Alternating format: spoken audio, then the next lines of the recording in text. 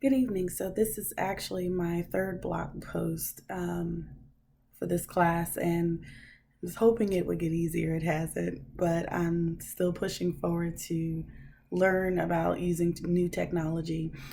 This particular blog post um, will focus on my professional growth plan and how it relates to lifelong learning. I would like to point out five different things that would be these goals would have to be specific, they would have to be measurable, attainable, realistic, and time based. As it relates to my professional growth, utilizing the skills that I've learned in this class or building on those skills that I've learned from this class, I would say I would set specific goals as an educator, going back into the classroom with learning and mastering the use of various platforms of technology so that I can implement that into my teaching strategies. Those goals would have to be measurable, and I would say setting a timeline for when I need to implement those things into my classroom and when that mastery should happen, and how to build on those skills, and the time frame in which I should have accomplished those things would have to be measurable. The progress would have to be measurable. Um, the next would be attainable.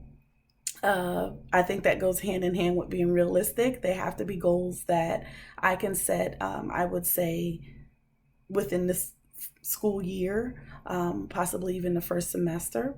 I would have to examine if those goals are attainable.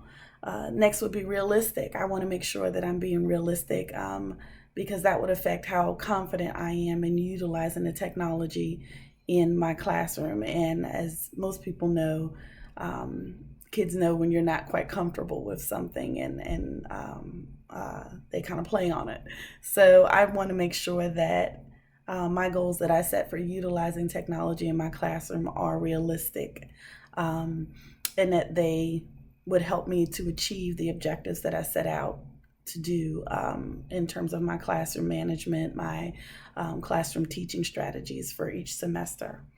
Last but not least, will be time based. I would want to make sure that I can implement some type of timeline as to when I would like these things to be done. That goes hand in hand with those goals being measurable, and how it relates to my that's my professional growth. Now, how it relates to personal growth, I would say, in building those communication skills and collaborative skills, and learning what it means to work as a group, setting these goals, or these five, using these five goals, would actually help with that professional plan and personal plan. And it's, I think, applicable to any situation, whether it be personal or professional. Um, that's all. Have a great evening.